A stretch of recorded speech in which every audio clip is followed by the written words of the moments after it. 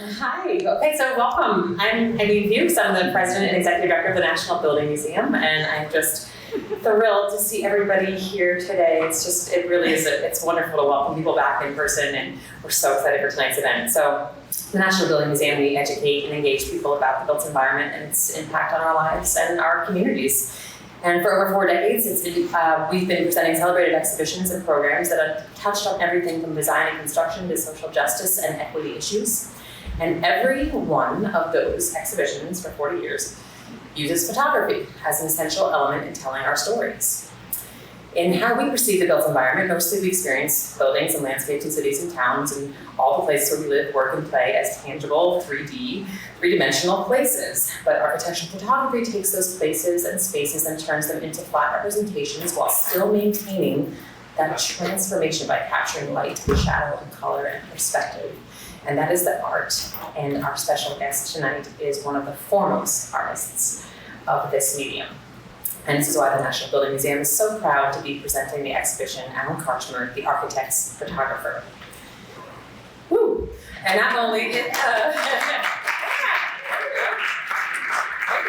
a Monday.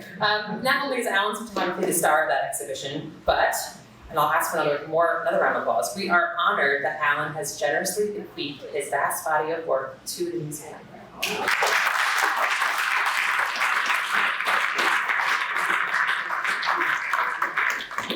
So we wish to thank the sponsors who made this exhibition possible. They are the Ann and Ronald Abramson Family Foundation, the American Institute of Architects, David Crane and Jeffrey Wells, Edward J. Lincoln and Rosalind Otzwanger, VMDO Architects, Chris Morrison, FAIA and Dr. Michael Holden, Smith Group, Jessica and Henry Townsend, Barbara Franklin, and Lears Weinzapfel Associates. Thank you.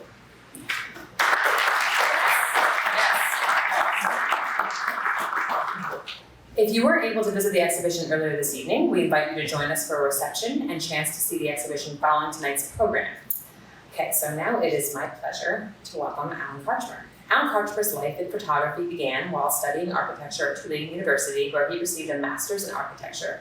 Based in Washington, D.C. since 1990, his work draws on the foundation of his education in architecture to understand how to read buildings and tell their stories through photographs that speak from an authoritative viewpoint of form, space, texture, and light. Collaborating with his wife, photo stylist Sandra Benedum, they create images that convey a strong sense of presence and experience. Alan's photographs have been widely published in journals and books in the architectural press and museum exhibitions in the US and abroad. His clients include winners of the Pritzker Prize, the American Institute of Architects Gold Medal and Firm of the Year, and the Royal Gold Medal of the Royal Institute of British Architects. And as I mentioned earlier, the archive of his body of work, is a promised gift to the National Building Museum. Following Alan's presentation, he'll be joined by Robert Ivey. Robert Ivey, AFIA, is a design advocate and architect. He has served as a leader in 2 of the most influential positions in architecture, as Chief Executive Officer of the American Institute of Architects and as Editor-in-Chief of Architectural Record.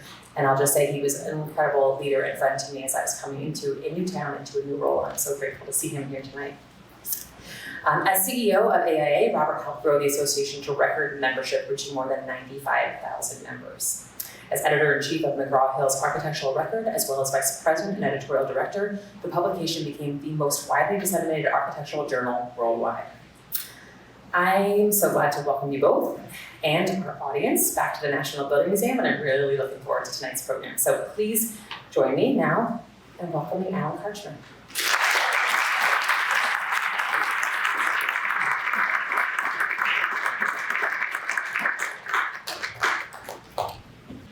Thank you, Eileen, for this generous introduction. I am honored with the opportunity of the exhibition and proud of my association with the National Building Museum. And I'm equally honored to be talking to you all tonight. Thank you to everyone who has made the time to come, and especially those who've traveled, some across the country, to be here. And some, I'll point out, this is their third attempt, because 2 previous openings have been planned and postponed for reasons that we all understand. Can we turn out the front lights, please? This is about photography, not about me. You don't need to see me. I want to talk about my work getting into details about some specific images, why and how they came about, and things that I've learned over the years or come to realize. To start, I'll attempt to answer the most basic question I pose to myself: what is it I'm doing? In the broadest sense, I'm helping people to see in a particular and revealing way, and really from my point of view, what is often before their eyes. In other instances, I bring to people the experience of places they aren't able to personally encounter. In a sense, I help build bridges between experience and a more conscious understanding. All of this toward encouraging a more complete understanding and appreciation of the design world. Pierluigi Serraino, in his book about Ezra Stoller, A Photographic History of Modern American Architecture, said it most succinctly, describing what I and my colleagues in the profession do. The photographer becomes the interface between the existence of the building as a material entity and the consciousness of the building in the general public. The photograph we're looking at here is the Lambright Natatorium at Louisiana Tech by Ash Broussard Weinzettel Architects. Consider the fragmented collages by David Hockney. While images that I create are more literal and straightforward, I learned something that helped me appreciate his work and, in a sense, what I'm aspiring to create when Sandra and I were at an exhibition of his paintings quite a few years ago where his words appeared in the gallery. Our perceptions are formed not by one instantaneous observation, but rather are composed of hundreds of fragments that the mind synthesizes into a whole. This is how we experience architecture, how we experience space, form, material, and light, not to mention sound and touch. We do it moving in time through the three-dimensional world. And what I aspire to create are photographs that distill this complex experience into a static, two-dimensional image that evokes the perceptions and emotions of being in a place. In Hockney's collage of Topanga Canyon, we see the whole wide vista, but the eye zooms to this flower that is in the distance, or a reference to the place and time, or the viewer's own shoes and footprints in the sand, establishing his presence in the scene. With all projects I photograph, there are images that serve a more functional purpose in creating a visual narrative that my architect clients use to explain the many aspects of design in a more direct, though essential and useful way. But sometimes with planning, artistic insight, and equally important, luck, a photograph comes to be that rises to this higher level of communicating emotion and experience. This is the National Memorial to Peace and Justice in Montgomery, Alabama by Mass Design for the Equal Justice Initiative. What are the qualities of a photograph that constitute a successful interpretation of this dynamic, multidimensional experience? What are the creative decisions that a photographer makes in the process of constructing such an image? Looking back to what first caught my eye and made me want to make photographs, it was light. Living in New Orleans, where I was studying architecture, I saw what light can do to reveal textures and bring materials to life in the patinaed, stuccoed walls of historic buildings there, at very precise moments when sunlight rakes at a steep angle across a surface. This was a revelation to me, and I would photograph beautifully lit patches of stucco, but this alone seemed insufficient to make more deeply meaningful images. So I would set up a camera at the time when sunlight would be doing this magical thing and made exposures, we didn't call them captures then, as people walked by, as in this early image made with my first camera, a Pentax Spotmatic. It is now not merely a wall, but a wall in a place, which is part of the life of the city. As I got more serious about photographing architecture, I advanced to working with a 4x5 view camera, which was the instrument of choice during the film era. The process of working with a large camera, which takes time to set up on a tripod, slows down the process and encourages the photographer to be more deliberate, making more carefully studied and refined compositions. I made photographs like this with a nun passing between a pair of doors, Or a few years later, this house on Divisadero Street in San Francisco. In an effort to animate the photograph, I wanted a car to enter the scene, and having determined the right shutter speed so I get the right bit of blur that I wanted to suggest movement. And I was fortunate to have this vintage car happen along. In the course of producing this exhibition with Martin Muller, the curator, and I have to acknowledge the incredible contribution he brought to giving it depth and meaning. It was a process that helped me understand more fully my own work. I came to understand that this overarching principle of seeing individual works in context with the broader environment has informed and defined my work from the beginning. This is Lears Weinzappel, architect's addition to Joseph Louis Sirk's Science Center at Harvard. With the right equipment and a basic understanding of how the process works technically, it's not particularly difficult to find a way to show a building to get the whole thing in the frame. But I've never felt that alone was enough.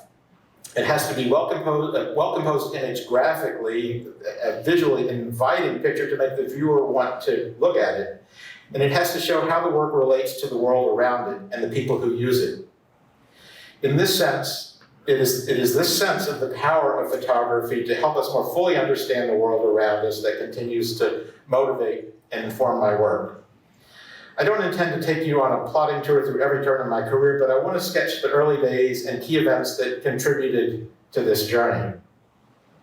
After I finished my degree, I returned to Memphis, where I grew up and started my career, but after a few years, returned to New Orleans, where I was fortunate to have some really good opportunities to hone my skills and continue to learn, particularly in an assignment from architect Errol Barron, who himself had recently returned to New Orleans from having worked with Paul Rudolph in New York. Errol asked me to photograph his newly completed Stafford house. A gifted artist as well as architect, I learned so much from him about composition and framing. The photo session was a collaborative effort.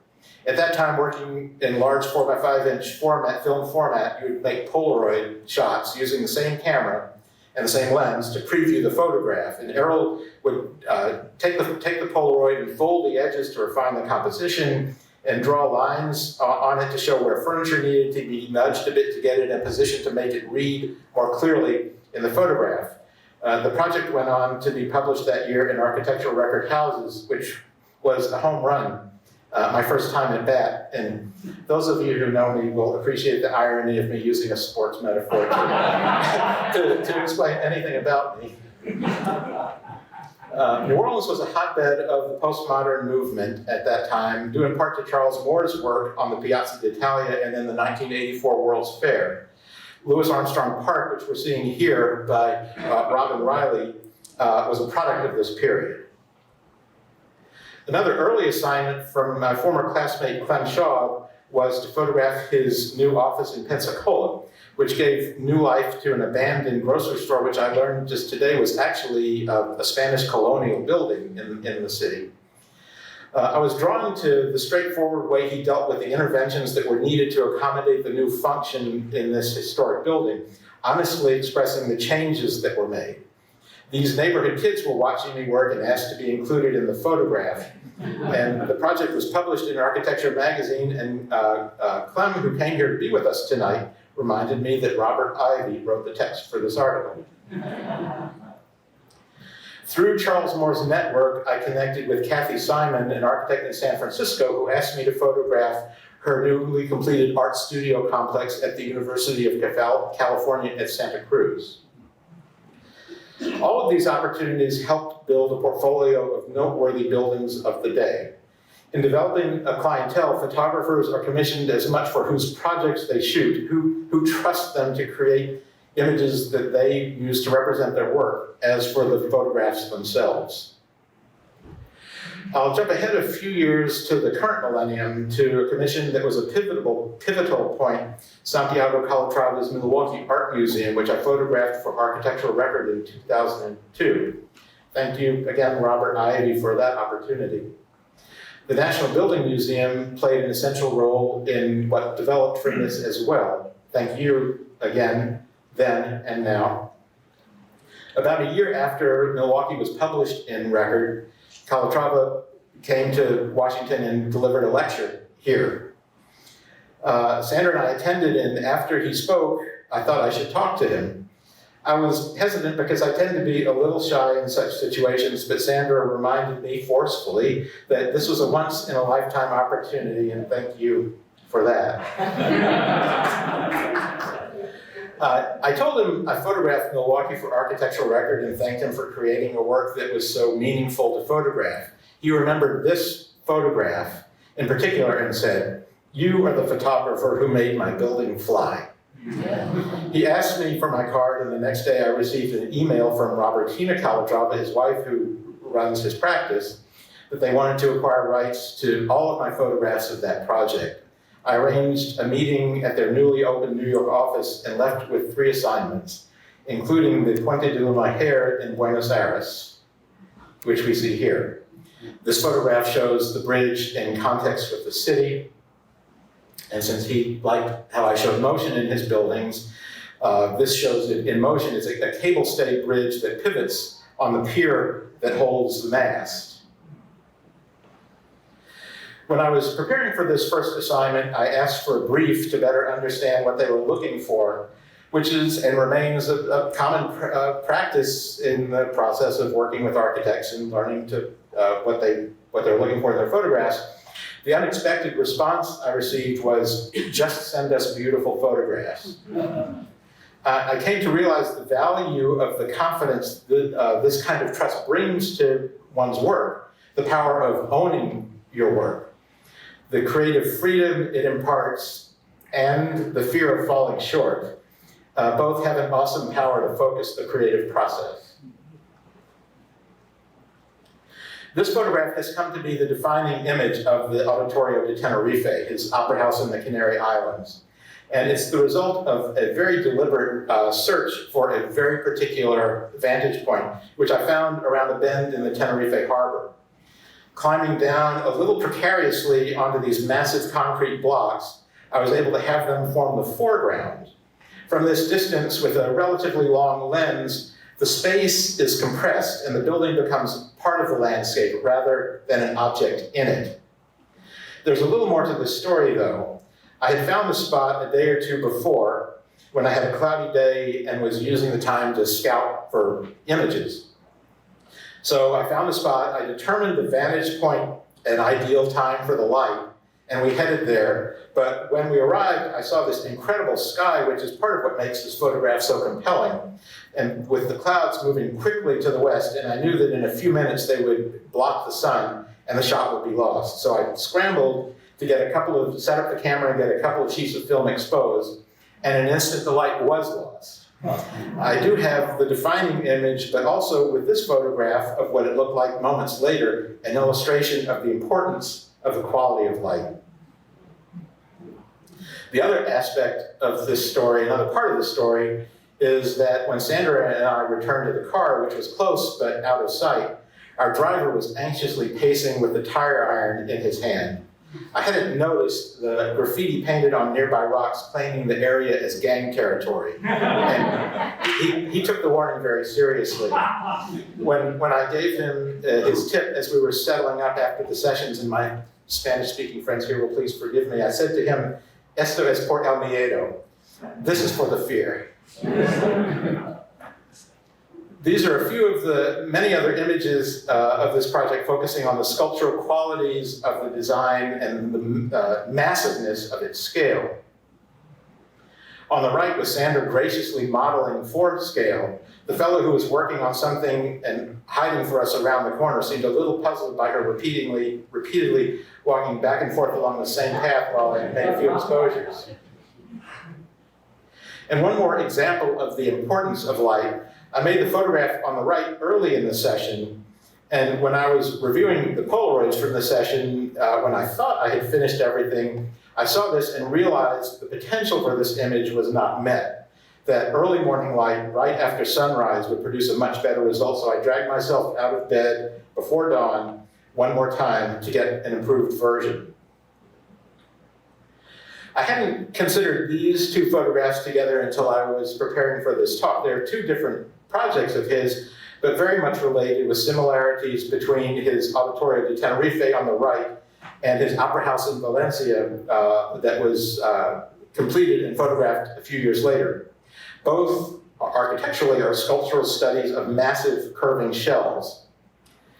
We don't have time to see other images of Valencia, though there might be a few in the exhibit upstairs, but there's an important story behind this photograph. I mentioned Sandra in some of the previous comments, and for those of you who don't know her, she's my wife and partner in this work and brings a different and equally valuable insights. And she also contributes to styling many of the photographs of interiors. So in Valencia, I was setting up a different shot at dusk, and as you probably know, there's a very brief window of time when the balance of light is just right. Sandra was nearby looking at other things and came to tell me I had to stop immediately and see what she had observed, which I begrudgingly obliged. I've been told there was eye rolling involved. And this is what she saw, and of course I understood the urgency of her admonition. Between the fading of the light, the rising of the moon, and movement of the clouds, there wasn't a moment to spare in getting the shot composed. A few months later, we heard a thud on our front porch and found a 20-pound package which contained the latest edition of Calatrava's complete works. With Sandra's photograph on the cover, I was merely the camera operator.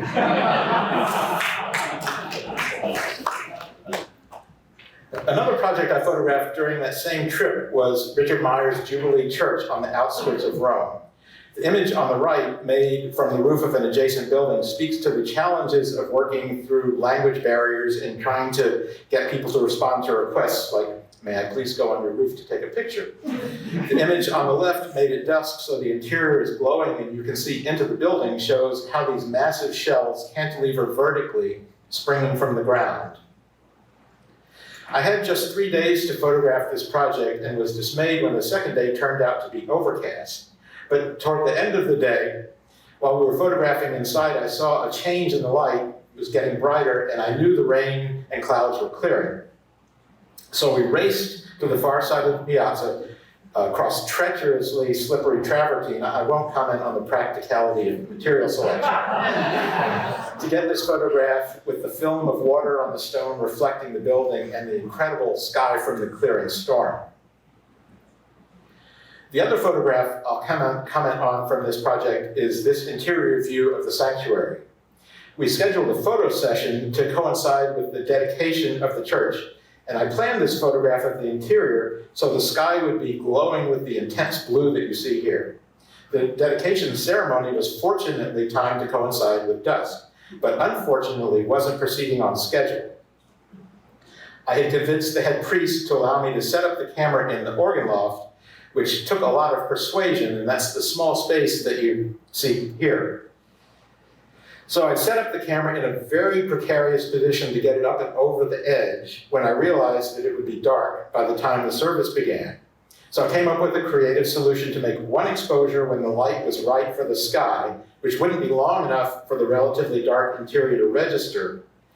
Then, with the shutter closed and the film still in place, I would make a second, longer exposure for the interior on the same sheet of film once the service was underway and people were in the scene, were in the pews, at which time the interior would be illuminated, but the skylight would be dark.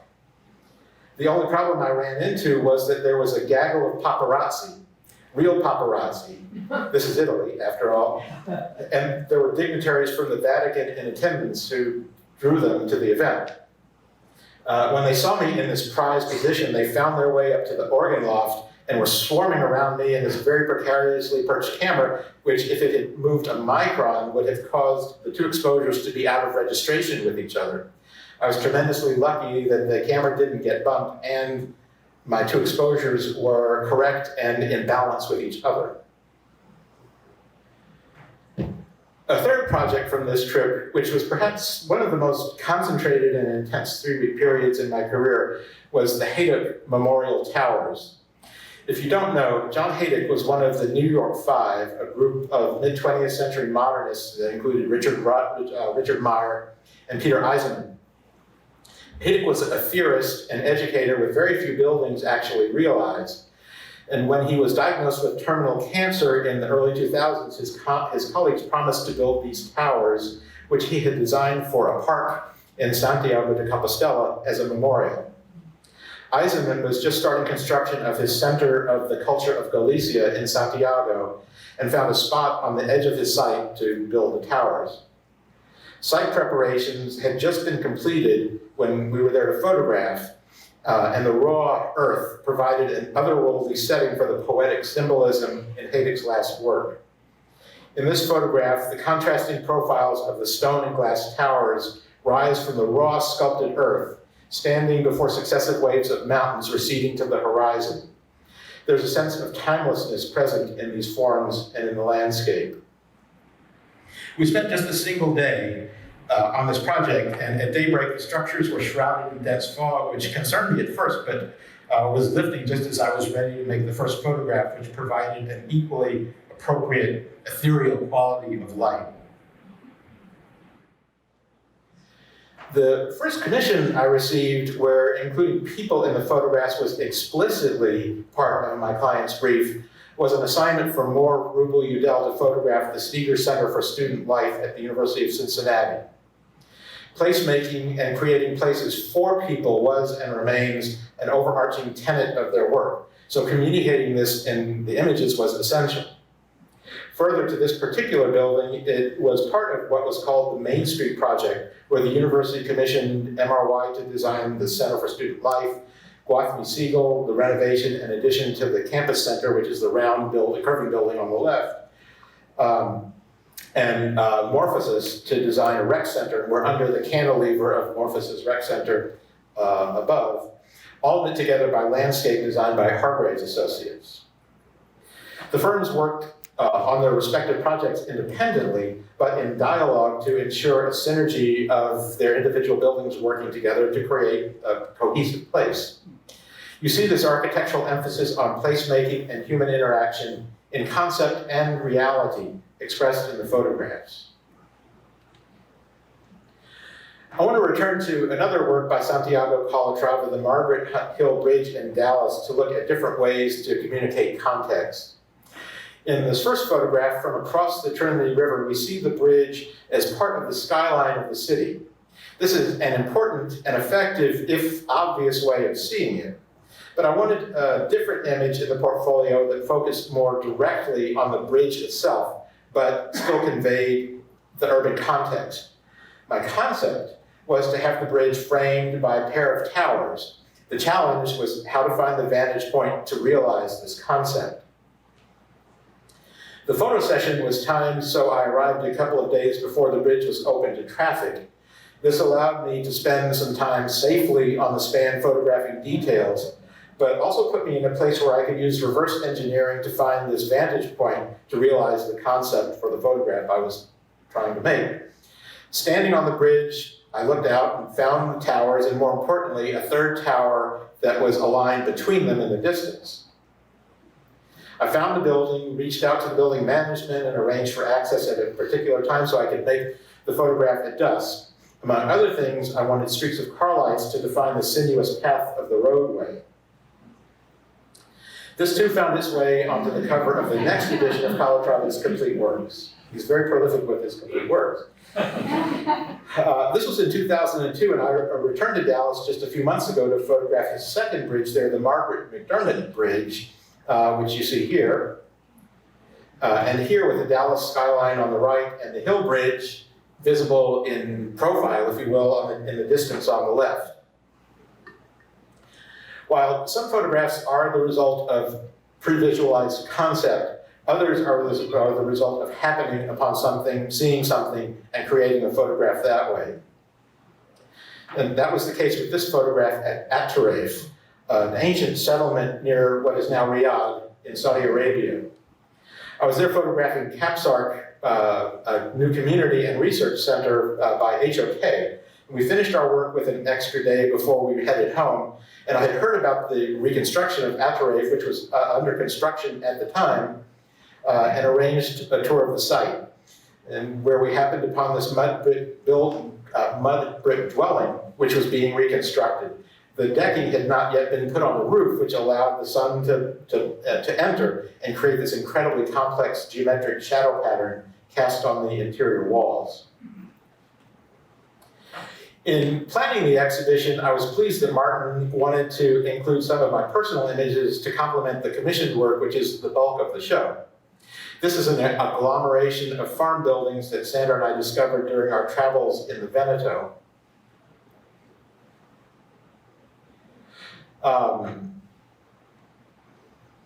My personal photographs show the relationship between how I see buildings and places when I'm not working to produce images for an architect with the obligation of creating a specific visual narrative.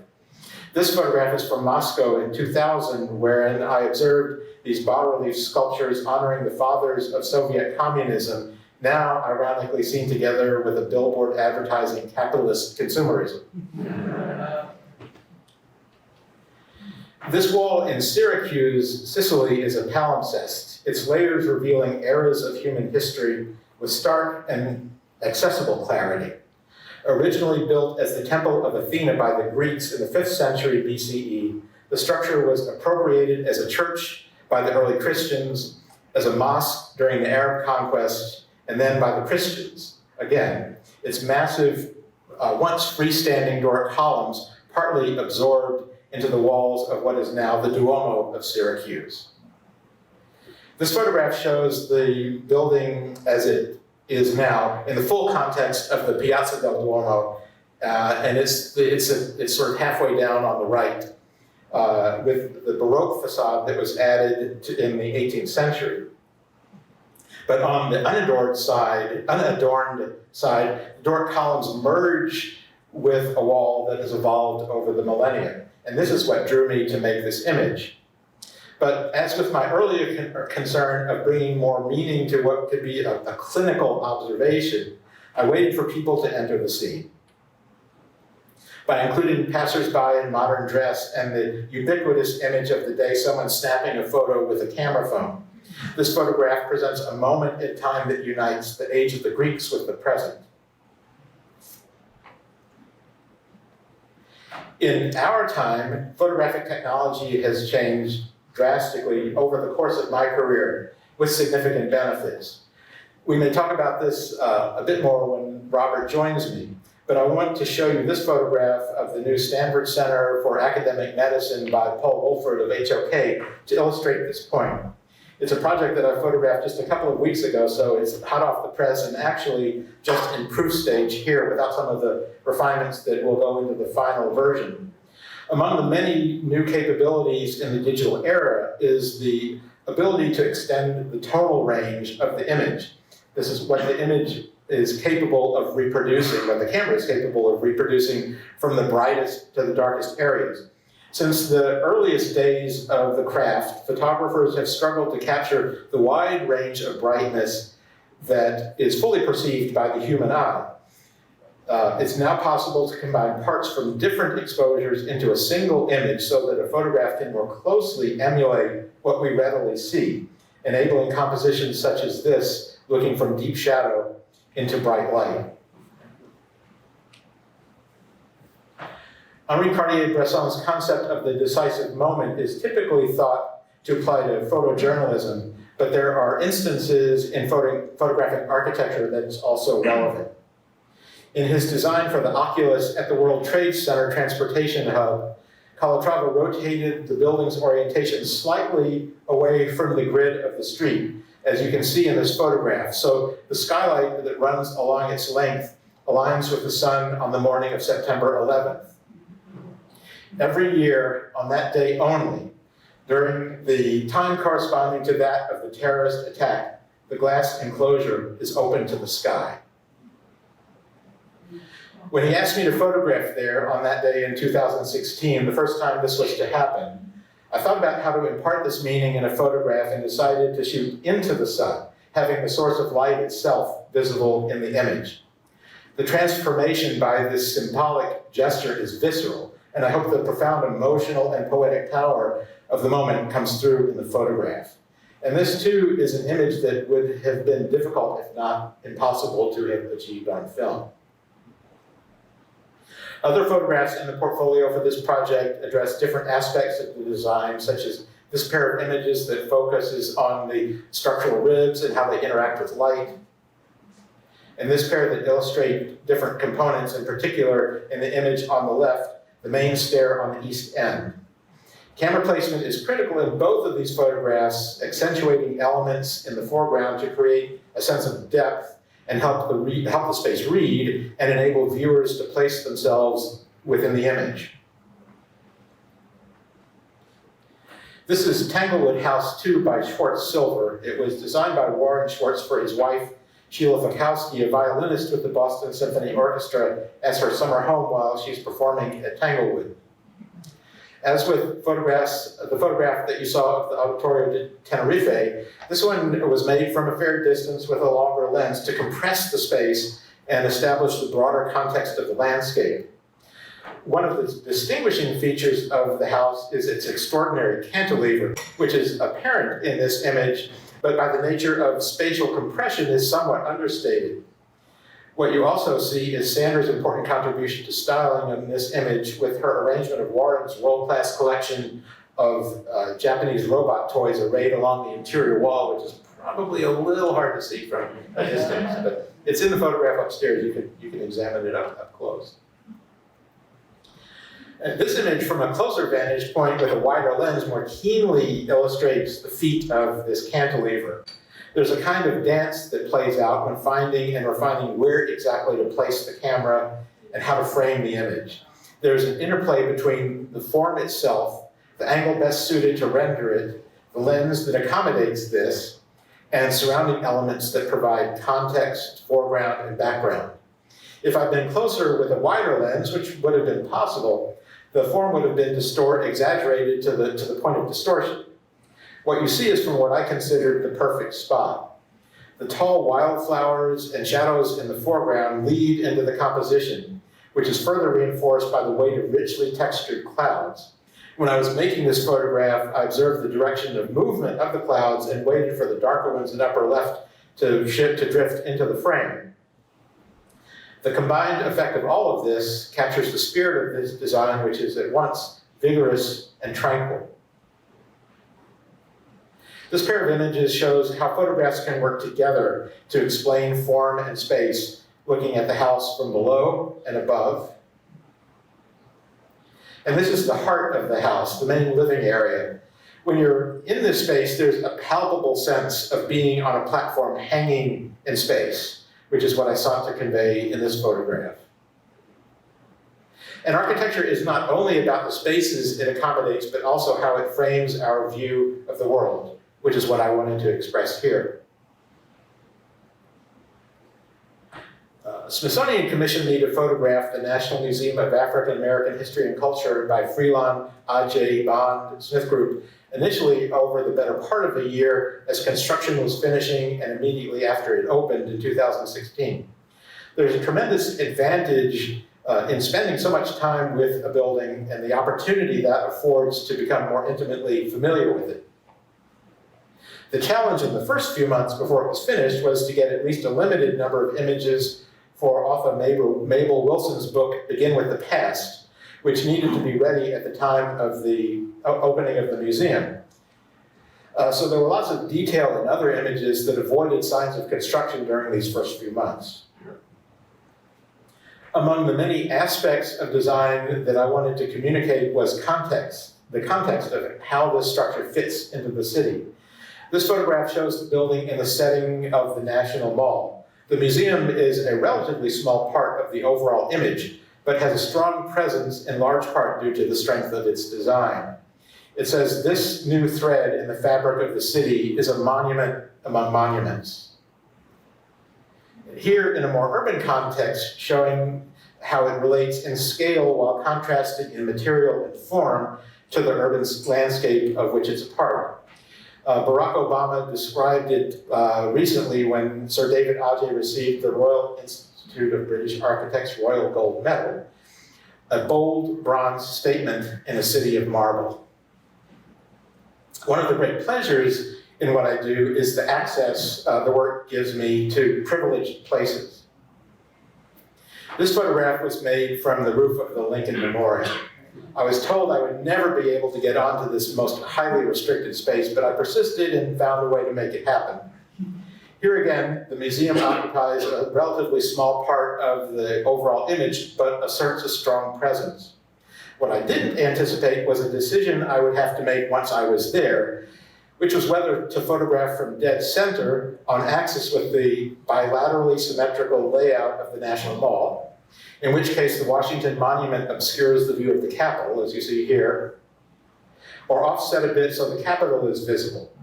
To hedge my bets, I made both versions, but decided that in this case, deference to the spatial organization of the whole was the more important consideration. Another challenge I had to deal with in photographing this building was the extreme difference in scale between the museum and the Washington Monument. I find that as experienced, moving through space and time with the mind's ability to synthesize many fragments into a whole is hotly observed, this is not a problem. But when it's reduced to a static two-dimensional image, it is. This photograph illustrates my point. It clearly explains the concept of the whole and the relationship between the museum and the monument, but it doesn't express how the building is actually perceived in its setting.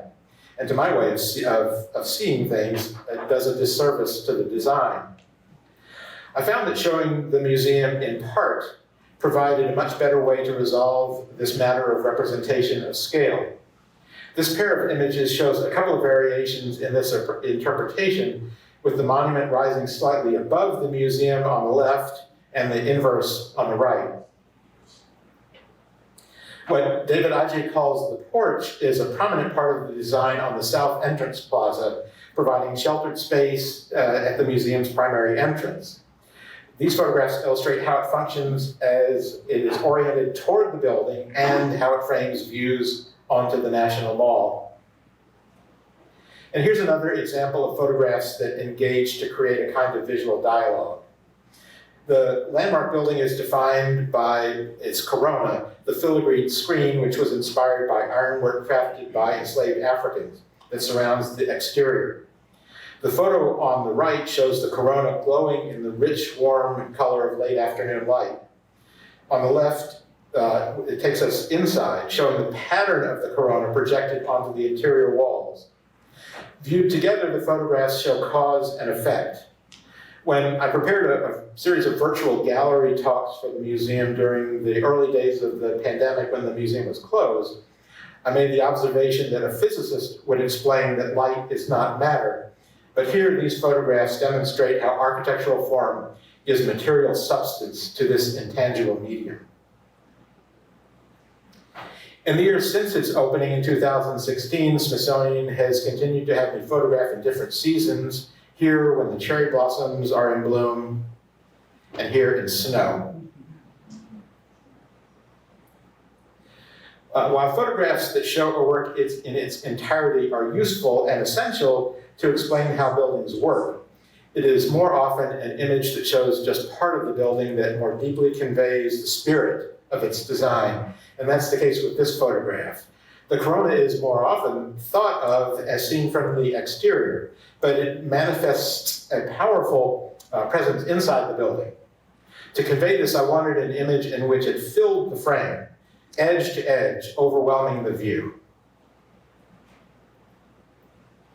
The last project I'll share with you tonight is Chateau La Coste, a vineyard in Provence that has been developed into an art center with a collection of buildings and artworks by many of the great architects and artists of our time.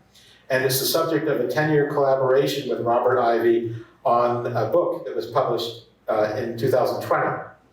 This photograph from a drone provides an overview of the domain with the visitor center by Tadao Ando in the center, the Couverie by Jean Nouvel, where wine is produced, silvery structures on the right, and the cluster of original farm buildings that form the heart of the compound. Artworks, mostly outdoor site-specific sculptures and installations, are dispersed throughout the hillsides surrounding the vineyards. The photograph that was chosen for the cover of the book was also made with the drone, which allowed me to get really close to Louise Bourgeois' sculpture Crouching Spider, and more safely than an earlier attempt carrying the tripod and camera over very slippery rocks.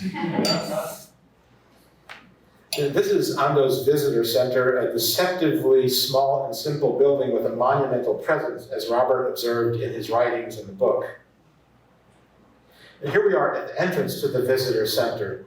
The elemental geometric shapes of the rectangular portal and circular oculus dominate a minimalist composition, while the complexity of the ensemble of parts framed in this view, punctuated by the monolith at the end of the path with mountains beyond, speaks to the harmony of the designed and natural landscape. This form and substance captured in the region's distinct quality of light characterize the essence of this place. On the other side of the wall is a simple loggia with columns that continue beyond the building, extending into the adjacent vineyard. And no, we don't have a secret child we haven't told you about. One of the challenges we faced working on such an expansive and rugged site was getting around with a lot of heavy equipment. Chateau La Coste has some off-road baby carriages that visitors can use when touring the site. And we tried one briefly, but it didn't work out very well. Among other things, we still had to trek up and down the hills, and it didn't solve the problem of getting from one end of the domain to the other far corner quickly, to be at particular spots at particular times to catch the sun at just the right angle. So they gave us use of one of their all-terrain vehicles, this one aptly named the Bad Boy, which you see here loaded with all of our cases of equipment. Another of Ando's buildings there is this chapel, which was rebuilt from a pile of rubble of an ancient chapel that had collapsed, and now encased in his design in a glass pavilion overlooking the vineyards with the Luberon in the distance. And here inside the pavilion, we see the entrance to the chapel on the right and the vineyard beyond. Well, that's what I just said. And here's another drone shot looking down at a small gallery by Renzo Piano cut into the earth in one of the vineyards. In this view, you can see how the trusses of Piano's design form the roof, aligning with rows of vines. And here on the approach to the gallery as it ramps down into the earth, and inside the gallery, a simple, minimal space with beautifully diffused light filtering from the skylight. There was an installation of porcelain by Taizo Koruda during our last session there in 2019. And this photograph is about the artwork, but Piano's design is present in the shadows from the skylight truss. Many of the artworks have architectonic qualities, as here in Andy Goldsworthy's Oak Room, carved into a hillside behind a wall that existed on the domain since the Roman era. This pair of images shows the entrance to Oak Room cut into the stone wall, and the interior he created with a domed ceiling woven from oak branches. The photograph on the left is a work titled Foxes by the artist Michael Stipe. And here I went against my usual pattern of keeping vertical lines straight, which is a tenet pretty much universally practiced photographing architecture, but here in fact exaggerating the vertical perspective with the camera tilted sharply downward, creating the effect of tumbling along with a skulk of foxes. And on the right, a work by Ai Weiwei titled Rudy Walk. In keeping with the artist's commentaries on social and political ironies and hypocrisy, it's built from stones salvaged from the docks of Marseille, which were destroyed to clear the site to build a museum to the culture of the civilizations of Europe. For this photograph of Ai Weiwei's project, I positioned the camera from below, a low angle, looking obliquely across the surface of the path to emphasize the stones in that plane, and time the photograph to get raking light on the vertical stones to reveal their textures. And here we're looking across the terrace that's part of this same installation into the sun, toward a vineyard with shadows from this stand of trees looming toward us. It's moments like this in the soft but crystalline light of Provence that reveal the essential character of this place. And I'll end with this photograph of Santiago Calatrava's Heart Bridge in the Haarlemmermeer district in the Netherlands. We pretty well wrapped up our work on this project when I saw this storm coming on the horizon and realized the potential for conditions that would make for a very special photograph. As it turned out, the motion of the clouds and the trees bending in the wind are a perfect counterpoint to the static tension in the structure of the bridge. This image, as many others you've seen, are the result of vision and luck, and willingness to risk getting drenched by an incoming storm, which we managed to miss. But Louis Pasteur said that in the fields of observation, chance favors the prepared mind. My work has been and continues to be a wonderful journey, and I'm truly fortunate for the opportunities that have been presented to me, and I'm grateful.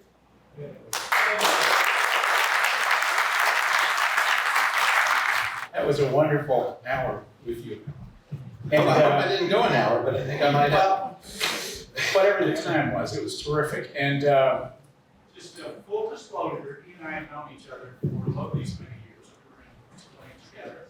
So we have followed each other's careers throughout that period of time. Thank you. Can you hear me? Yeah. Good. Nevertheless, we're critical with each other, I think, and open to what the other might offer and what you're doing and interested in what you're trying to achieve. I think for the group, it's going to be interesting to sort of chat with you about what your intention was and how you came to your decisions. But first, I have to ask you, for anybody in here from Washington, D.C., how did you get to the roof of the Well, when I was photographing the museum, there was someone at Smithsonian who was helping introduce me to different people for buildings where I wanted to get access. And when I said I wanted to get on the roof of the Lincoln Memorial, they said, it's not going to happen, we're not even going to try. And I didn't like that answer. Many years before, I worked on a project where I was photographing for the redesign of the lighting of the memorial, full-scale mock-ups of the proposed lighting designs. And I'd been on the roof because they were setting up lights there, that's where they accessed for certain things. So I dug up information of reminded myself how to contact the National Park Service officer who had facilitated that, and wrote to her with my request, and she said, well, you need to submit a request to this person who's head of the capital region of the national parks, which I did, and explained what my objective, and then she replied, we can do this, but we need to get a request from the director of the museum. So I got Lonnie Bunch, who was then the director, to send the request, and they allowed it. Then they allowed it. I had to get a permit. I had to pay a fee for an officer from the Icon Protection Division of the National Park Service to accompany me during the photo session. I only had one chance. If it rained, I was out of luck. I couldn't bring anyone with me, and had to pay another fee to bring a dog from their canine unit to smell my case of equipment to be sure I wasn't bringing anything, a bomb into the building. Good grief. Well, this says something about, what, persistence. And also, I think there's some grain of what it takes to do what you're doing. And it is different in some ways, but a relative pursuit for an architect. And as you were coming along, and we were at Tulane together, it is unusual to make the decision that you did as early as you did to do what you wanted to do. And obviously there had to be, what, 1,000 factors in the back of your mind about why you wanted to do this, and also what you hoped to achieve. Could you make a living doing it? Who were your mentors? What led you toward this decision? Because at that time, as most of you know, the goal was to become another Frank Lloyd Wright, or to become, a savant, a mini genius. What led you to make that decision? Well, from the beginning, I struggled with design, and I don't think I was not, my mind didn't work that way. I had a hard time, I realized after the fact, imagining in 3 dimensions. Not seeing, but imagining. And I got a camera, and photography came naturally to me. And I met someone who had been working as an architectural photographer, and it didn't occur to me until I met him that that was a career that could be pursued. So toward the end of my time there, I knew that's the direction I wanted to go. And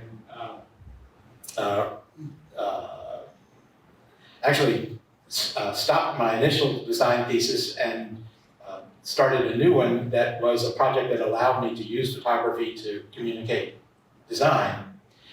There was a basic course in architecture school on how to use a camera and how to develop film, make prints in dark, and that was about it. So everything photographically I had to figure out on my own. That's sort of always been the way I learn things best. But to get started, of course, after the chagrin expressed by my father that I didn't want to be an architect, I wanted to be a photographer, I had to figure out a way to start a career. And got the idea of proposing to the Art Museum in Memphis an exhibition about Memphis architecture. And I had no portfolio, no credentials, no experience, and the director said, well, let's try it.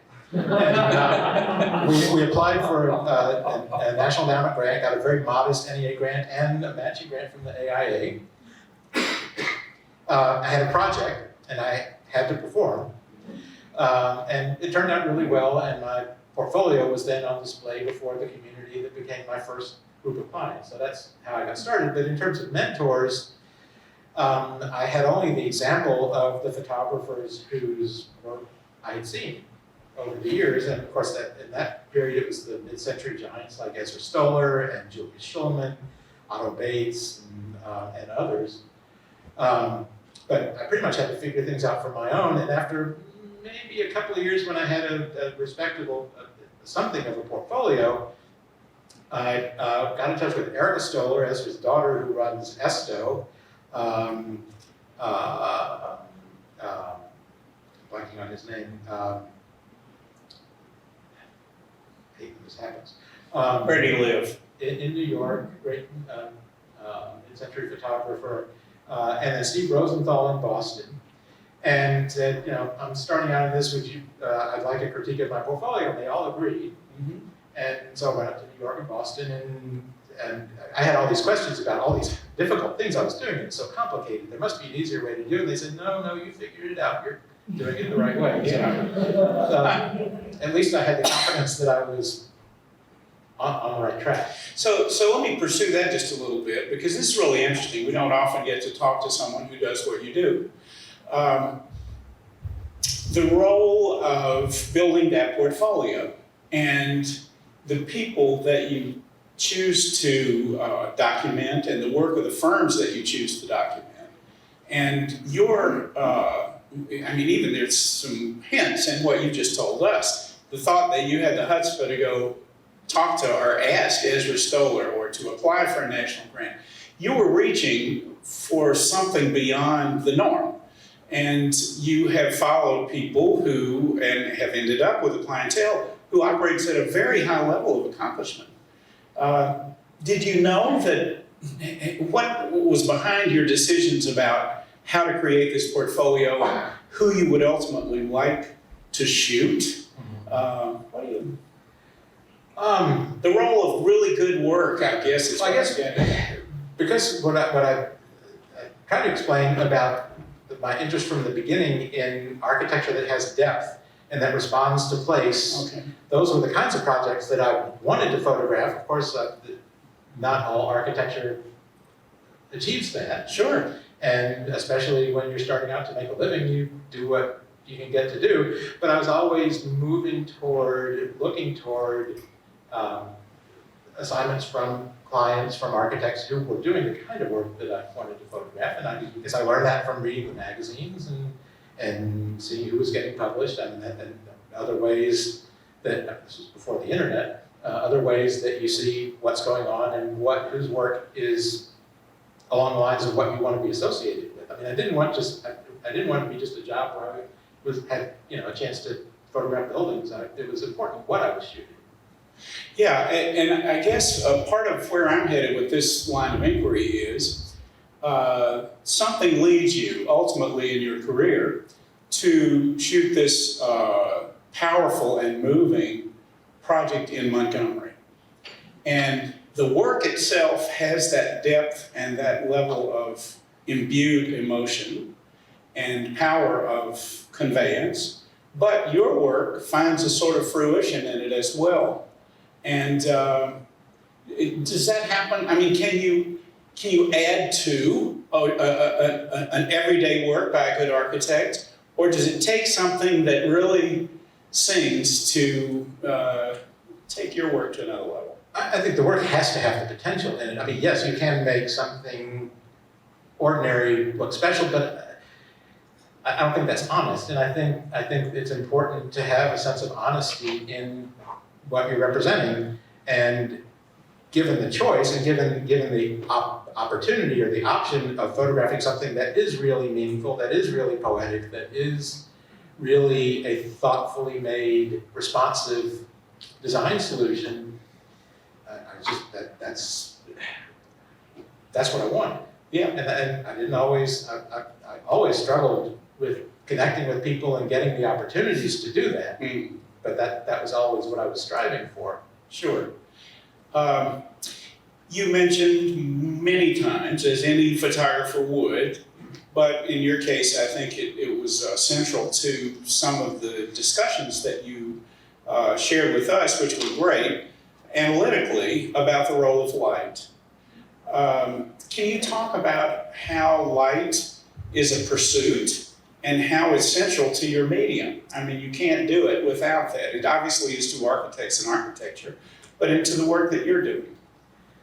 Well, as a compositional device, or as part of illustrating the work, if you, in terms of revealing form and shape in a work of architecture, light is essential. Having contrast between forms helps those things read. It helps bring out textures and materials.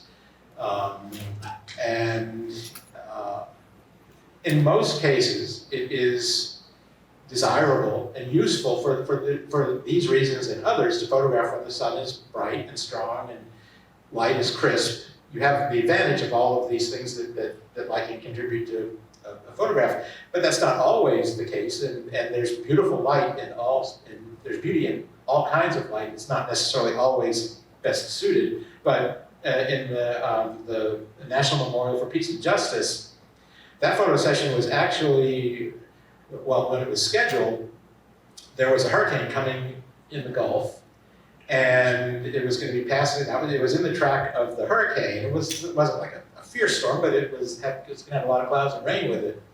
And at first I thought of rescheduling, postponing and rescheduling, and then I realized that, well, there might be, with storms come bright skies, as you saw in that last photograph, and I realized there would be the possibility of getting something that was very appropriate. And I don't know if I realized it until I was there and actually working, but the heavy sky and clouds and the somberness of that condition was poetically appropriate for the symbolism and the meaning of the memorial. And then the next day it cleared, so I had bright sun and shadows and could use that quality of light to convey other things. But I had the good fortune there of both. Let's talk a minute about people's, let's just say, the change in the zeitgeist over the period of time that you've been documenting work. And also, your own perspective on your view or your response to architecture. Part of what we saw were extremely powerful forms by great architects revealed in some way that you found. And some were an appreciation of a given moment with people. The forms that we saw, beautifully conveyed, really speak to an ideal. Now, is that ideal perhaps an ideal that you think the architect was trying to achieve? Is it an ideal, and you showed a number of formally powerful projects. Are you trying to share with others your understanding of that ideal project as it exists? Because that does vary somewhat from the gritty wall or the non-passing by chance or the children playing beside a wall. I mean, those are two very different sorts of things. Well, I mean, ultimately, my work is, I'm commissioned by architects to make photographs that they use to to show their work and get other commissions. So there's an obligation in the contract, in the broader sense of the word, to flatter their work and to show it in its best light. And that's one reason why, to be able to be honest with my work, I sought as much as possible to photograph buildings that truly had those qualities. But yeah, I'm certainly showing buildings in a very idealized way, but I think also that helps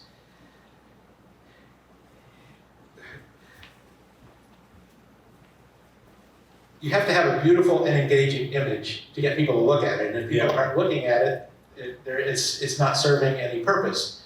So yes, I may be showing something from a vantage point that is not available in most cases that helps explain something about the work.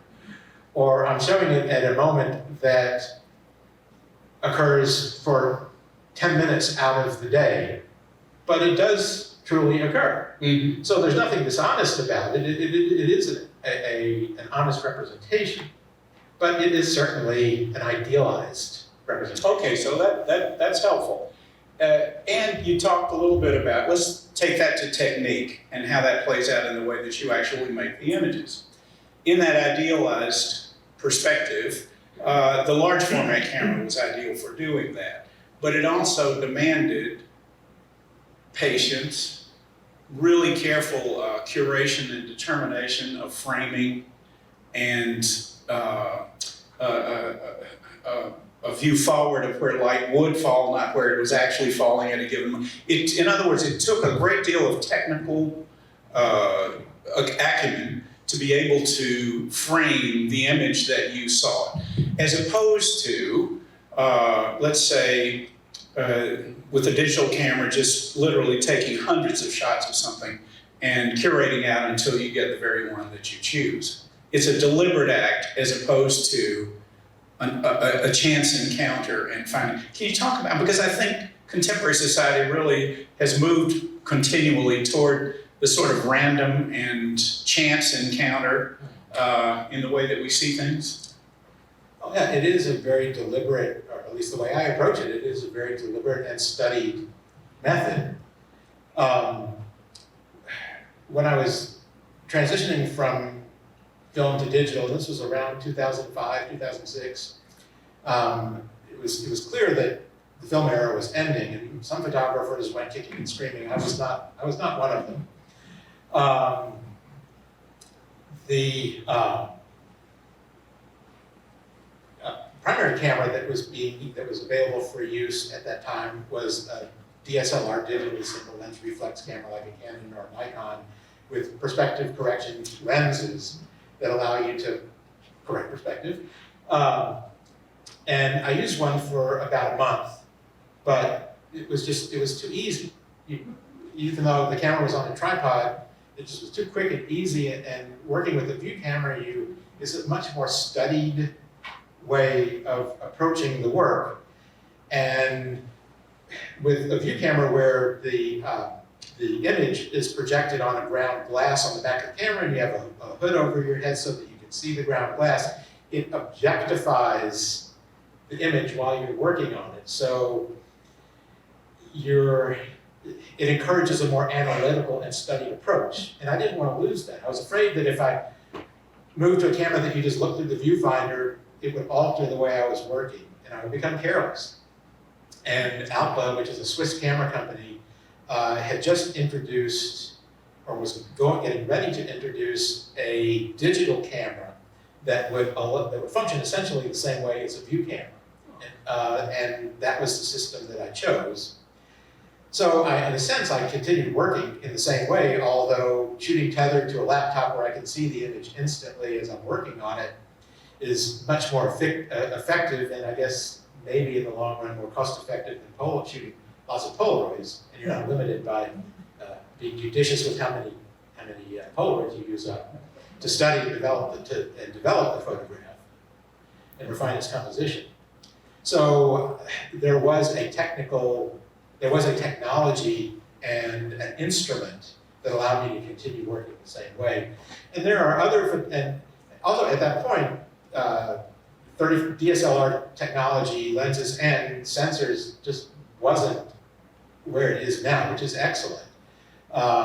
So technically I couldn't produce the same quality of image. So that was another point that I needed to overcome. Speaking of technology, what about drones? I mean, you've used them, and talk about a radical change, and you jumped right in, and you're using them now frequently. But that's all about movement. So how does that factor into this sort of idealized understanding and analytical view? It's about movement in terms of freedom to position the camera. Okay. And it is used, and it can be used for video, which I've done a little bit. But it's just another way of positioning the camera. I've done an occasional shoot from a helicopter, which is so stressful, it takes all the pleasure away from riding in a helicopter. So it's a lot more pleasurable to fly the drone and look at the image on the ground. But it gives you a lot of freedom to get the camera in a place that can show a unique perspective that's essential. And I use it for the first time when we were photographing Chateau La Coste. And what happened?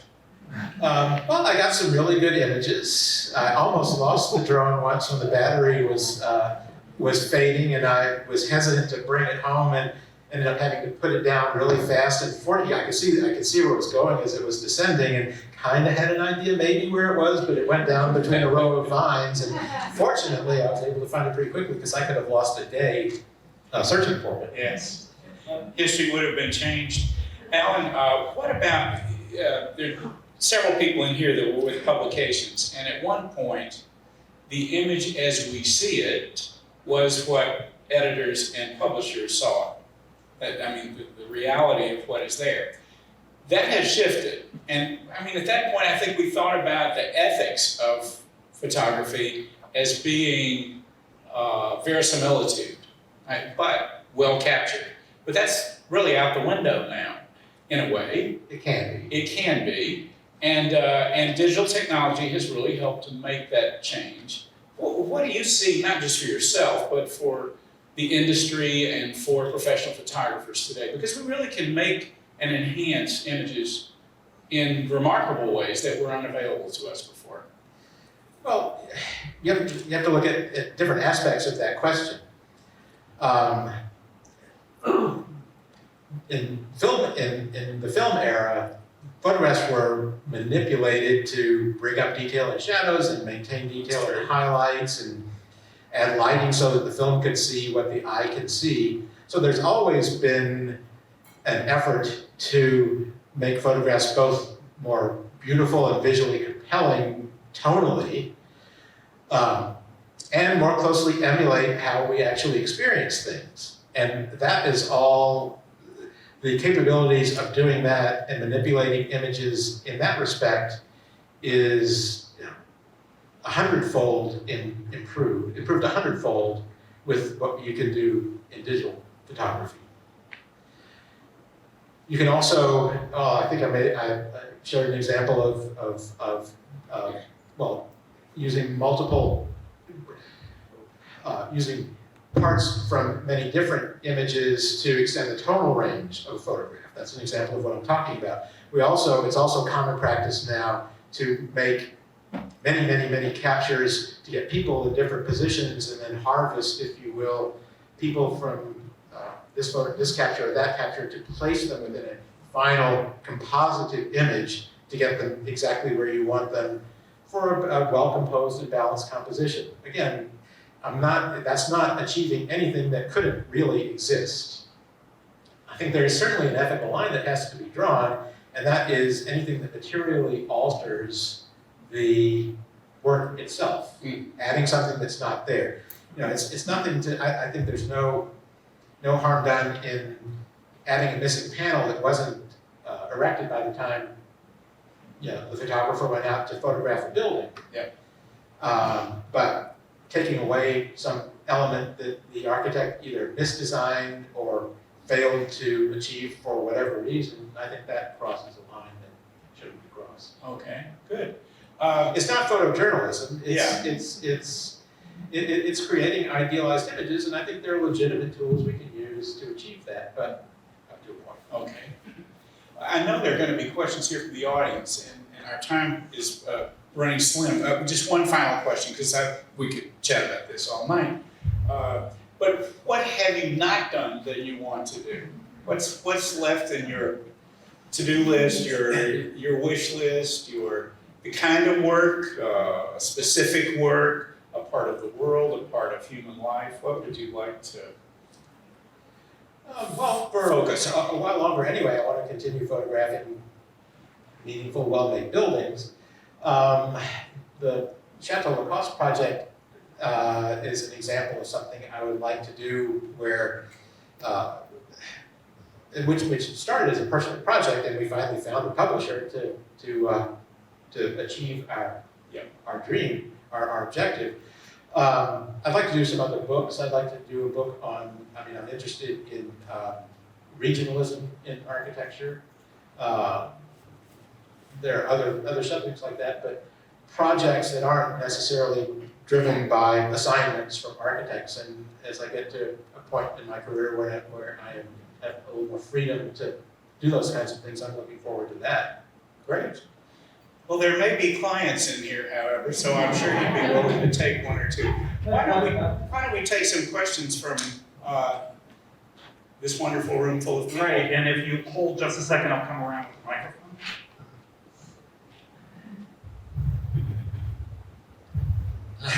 Alan, we went to school together, and you were speaking to the point of having a master's in architecture.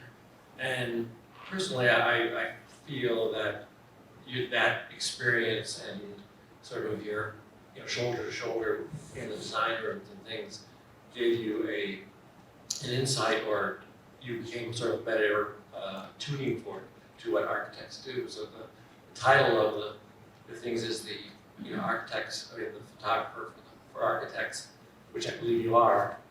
Could you speak more to that in terms of that experience to begin with that made you appreciate what we do, which makes you, I think, an incredible photographer for architecture? Thank you. The foundation in architecture school and the insights into how buildings are designed and what goes into them and all of the considerations that were made, and then following that, just working with architects and learning about their buildings and what they went through and why decisions were made, it gives me an insight and understanding of the field and the forms and the subjects, and that's essential.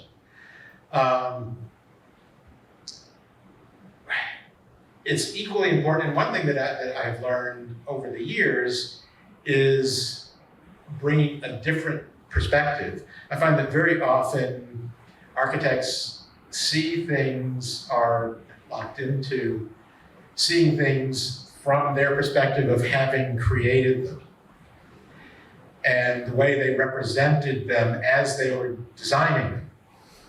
And what I can bring and what other photographers can bring is, I can serve as a bridge between that way of seeing your work and an understanding of how people who aren't architects perceive it. So that, a one-point perspective, forcing every architect to love one-point perspectives, and forcing every photograph to be a one-point perspective because architects think that way and see their projects that way. It doesn't necessarily work for all photographs. It may not work for most photographs. So I guess what I'm trying to say is I try to bring, I try to give my architectural clients images that allow people who are not architects to relate more, to relate to their work and understand it architecturally. from a less architectonic perspective. Alan, you talked a little bit about, photography technology and how it's kind of advanced through the years, and I've seen on your website a little bit of video that you've experimented with. I'm curious about your thoughts on the role of video in communicating these architectural projects in these years to come. Oh, I think it's clearly it's not the next way of seeing things, it is the way of seeing things. And technologically, there are ways now of making video that have some of the same refinements and abilities for perspective control that we have in still photography, and platforms for seeing and disseminating images also make video something that you can see just as easily as you can a still or printed image. There's a lot more technical and there's a lot more difficulty in producing these images and a lot more talent involved, not creative talent, but a lot more people involved in producing it, which changes the cost picture as far as what architects are willing to pay for getting videos of their projects. But yeah, it's definitely, it's a much more engaging way of seeing a building, and you're not limited to a static image. So you can begin to represent movement and movement through space, and with time lapse of compressing time. Most of the videos few videos that are on my website involve time lapse, and where you're compressing time and showing how things change very rapidly and bringing that to fruition. Jesse Snyder, who's running video for us tonight, has collaborated with me on those because I don't have those technical skills. You need to bring someone in who knows the processes to make those things happen. Here's one for you, Alan. Today, there's so much emphasis on, and rightly so, on climate and social issues, both. And they're both abstract issues that don't necessarily play out explicitly in the formal resolution that you might or might not see.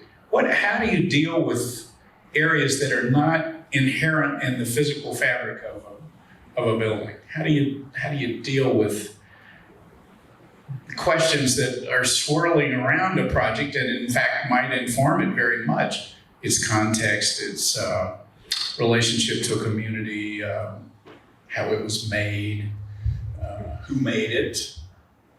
That's a very difficult question. Well, for me, I have sought projects that are examples of works of architecture that address these concerns, and contributing what I can as a photographer to help other people understand what is achieved in these projects. The photographs of the National Memorial for Peace and Justice, I did pro bono for the Equal Justice Initiative because it was something that I wanted to support, and it was a wonderful project that I wanted the opportunity to photograph. But your question actually suggests a question that I wanted to ask you, which is, why does this matter? Why is it important? We're not curing cancer. We're not directly housing the homeless. We're not solving the climate crisis. In a sense, if my work and other photographers' work helps to bring attention to projects that are achieving these things, we're helping those things. But in a sense, to be able to lavish and relish in an artful image is a luxury. It's not an existential contribution to culture. Well, that may be true, but part of what you describe literally is understanding. And how are you going to understand unless you see? And how are you going to see unless you are drawn to something or presented with something? And that something is the idea made real that you have documented.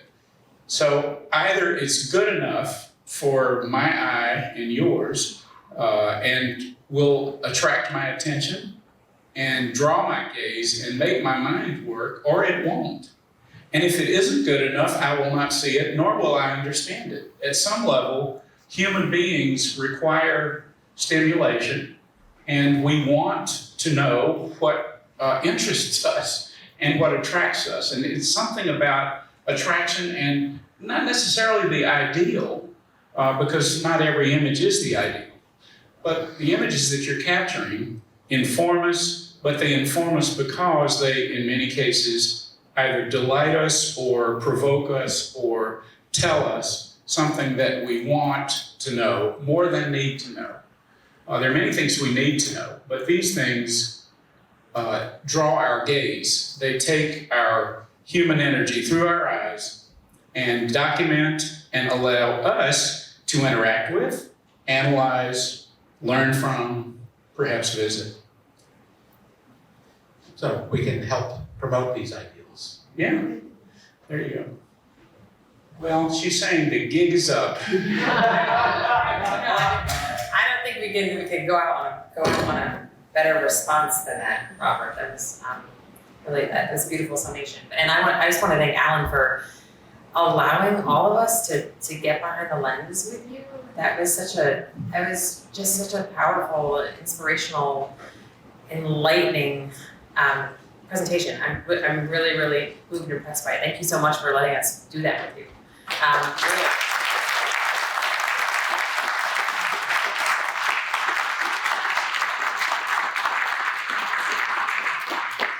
I feel like a horrible photographer, by the way, also.